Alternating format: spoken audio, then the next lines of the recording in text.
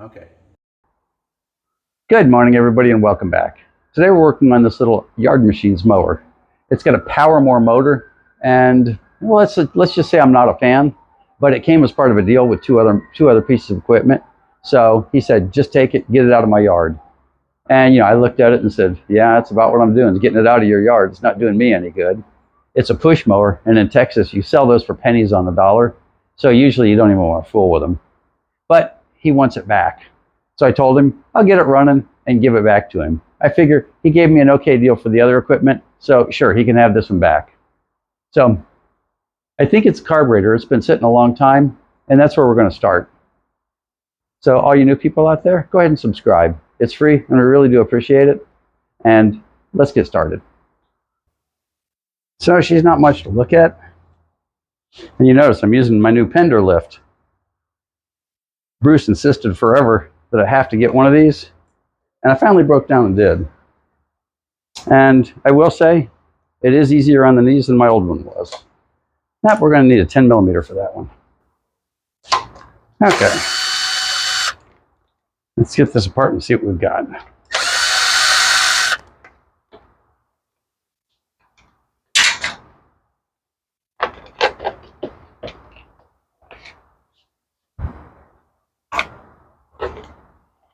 There we go.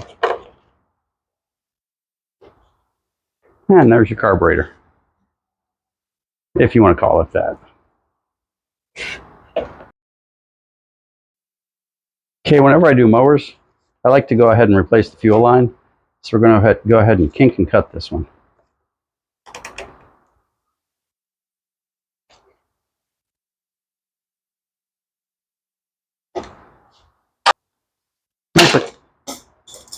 Sometimes they come off easy, so I guess we'll try that first.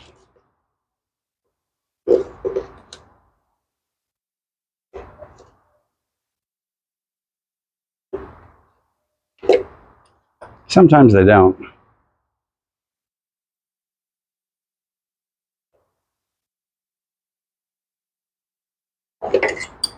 There you go, we got our air box out of the way. Let's see what we can do with this fuel hose.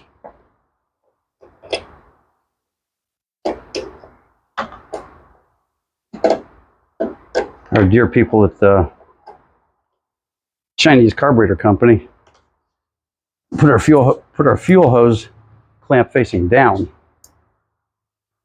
that one faces inside. You'd almost think this is designed to not be worked on. But I would never accuse the people at Yard Machines of making disposable lawnmowers. I might before we're done, though. I just don't know.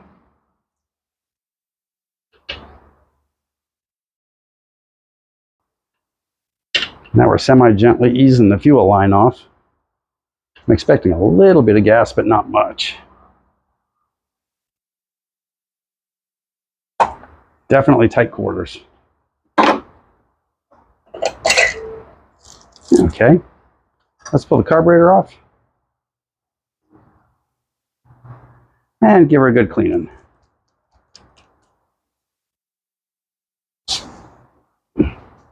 Save that gasket. She'll come in handy when we're putting her back together.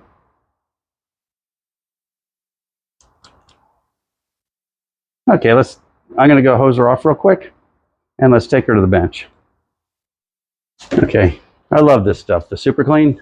I just give it a quick hose down, and it looks like new.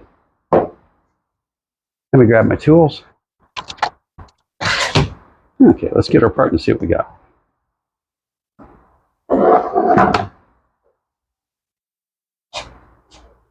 I don't want to let this tear my fingers up.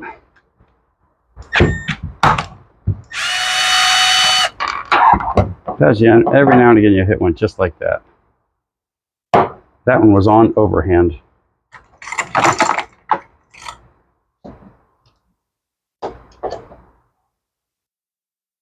Come on, buddy.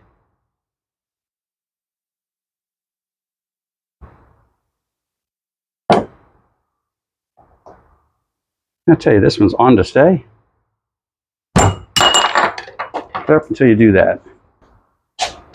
Now in this case, That carburetor looks really rough inside. But we're going to give her a run anyway. We're going to go ahead and pull the...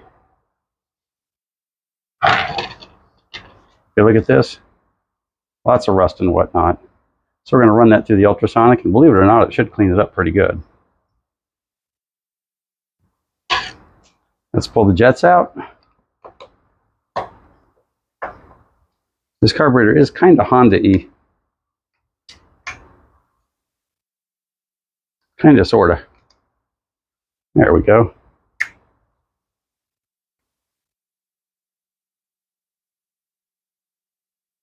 And if your screwdriver doesn't fit in this hole, get a skinnier screwdriver, because you don't want to tear up the threads on this.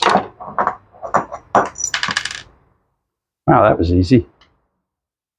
Well, can't say I'm turning into a power mower fan, but it's got the Honda style jets, and they just fell out. And usually on the Hondas, I have to fight them to no end to get them to let go. So let's have a look.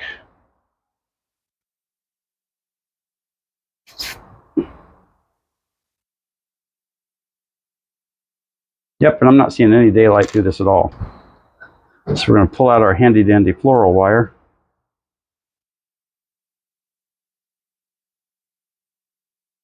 I felt it mush through when it went. Now let's see what we got here.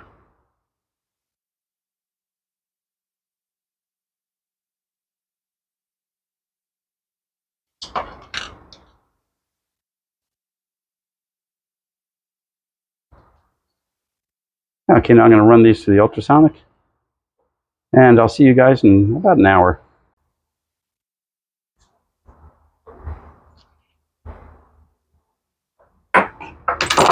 Alrighty then, we're nice and clean. You can see if you look at this, huge difference. I love that ultrasonic. The only thing I put in it is about 20 or 25% pine sol, and the rest is plain old water. And it works like a charm. Now I did run that one for about 45 minutes. Usually I run them for 20, but that bowl looked so bad I wanted to give it a little bit of an extra work. So now we're going to go here and we're going to look at our little side holes. Make sure they're all clear. You can do that. We're going to block one end off and blow through it. And they're blowing. It's kind of hard to see through these because they're so little.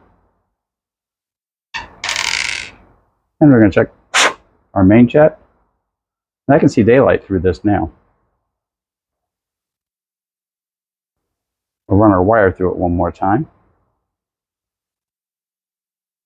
There we go. See, I've got all these little kinks in the wire.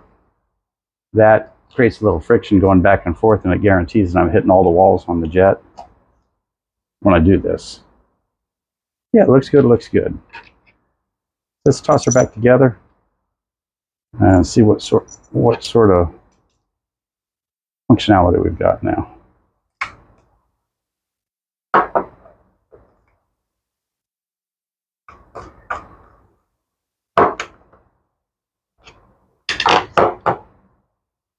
Now, I don't know when you're watching this video, but I'll tell you that here is late September, and it's still almost 100 degrees every single day. That's part of the reason I start these things in the middle of the night. I usually start working on engines at about 6 o'clock or 5:30 in the morning, and then I stop when it gets hot. Which, you know, if it's 110 degrees out that day, it gets hot, it's already hot at 5:30 in the morning. It's already 90 some odd degrees. Today's not bad though. It's late September. And I would love to say that it's cooled off, but today's high is supposed to be 97.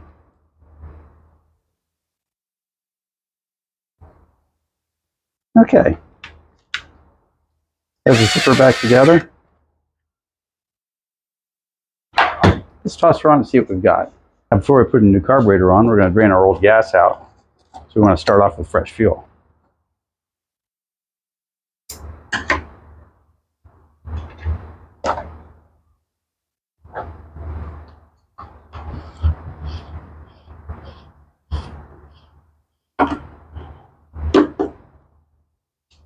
Now the gas isn't flowing very quick.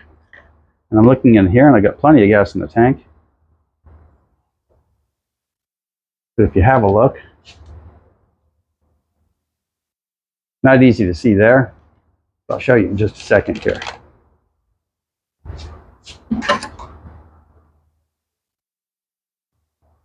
Let's stop our flow for just a second so we can look at this.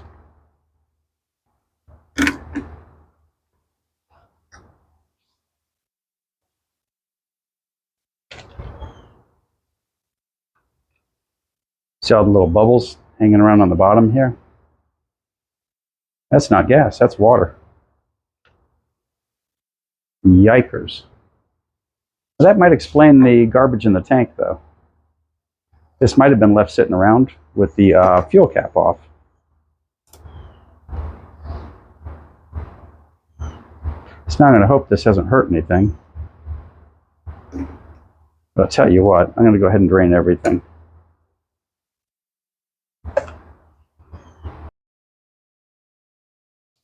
Oh, goodness. Okay, let's get our carb back on and see what we've got.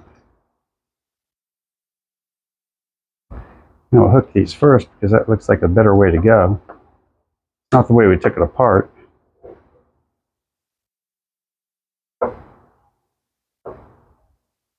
Be super gentle with that spring, because if you bend it, then it'll be more than frustrating.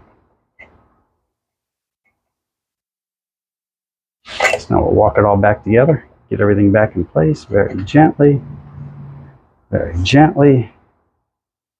mostly gently.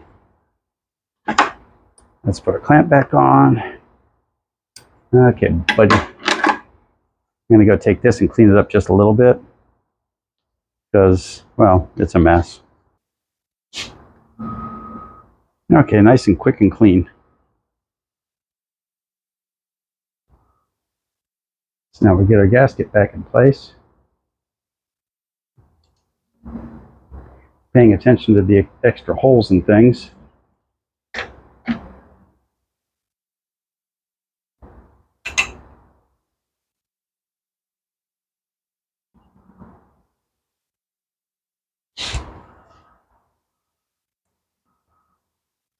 There we go. Put our fuel pump back in. Our little primer. And now the trickiest part. Excuse me. Getting the air hose back on. And there she is. Let's hold her straight and push her on. Okay. Now we're quickly coming to the $64,000 question. What else is this thing going to want before she starts? And if you start threads with a screw gun, make sure you got a screw gun that you're super comfortable with, because you don't want to cross threads. I've been using this one for a decade, so I know how it's going to act. Okay, we'll leave you just like that. We're going to put a little gas in her and see what we've got.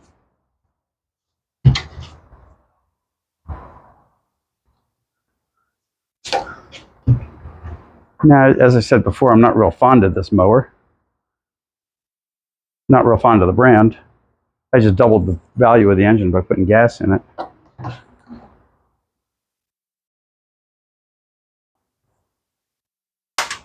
So let's see what we got. Let's see if she starts. Now I've watched Bruce do this 100 times, where he pretty much leaves it all the way up.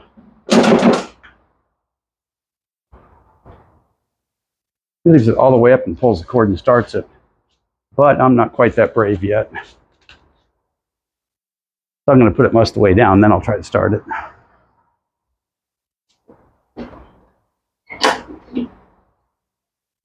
Oh, this is old world, so let's prime it up.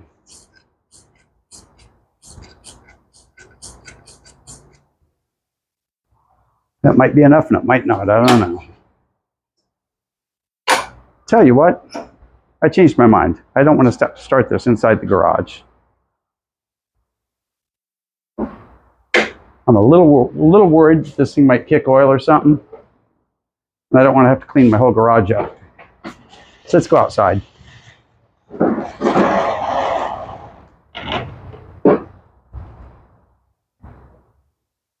Okay, come on, guys. The sun's up, the neighbors won't mind.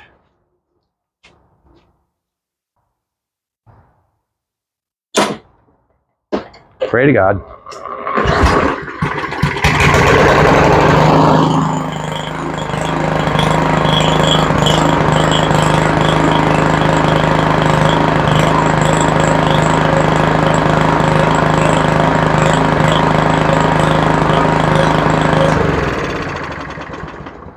That is the strangest sounding lawnmower I've ever heard in my life.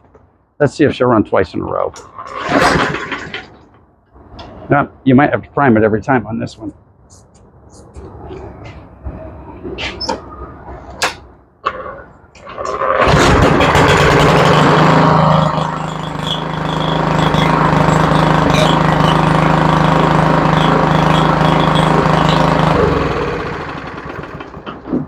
It pops like a two-stroke. Huh. Okay, well, it's a freebie. It's going back to him just like it is. I asked him to cover any parts or anything, so I'm going to tell him, $5 for the whole thing, and he owns it again. But that one sounds kind of funny. It sounds like a two-stroke almost. It's got a popping noise when it runs. It's entirely possible the exhaust valve is a little bit gummed up, but on that particular mower, it's done. It's not worth spending any time or money on. We got it running, and it was carburetor rebuild. It usually is. 99% of the time when you get a mower that won't start, it's going to be some sort of carburetor issue or a kill cable issue. You know, your little bail handle isn't pulling the cable quite hard enough. So, for all you new people, please go ahead and subscribe. You made it this far, you might as well. And thanks for watching. We'll see you next time.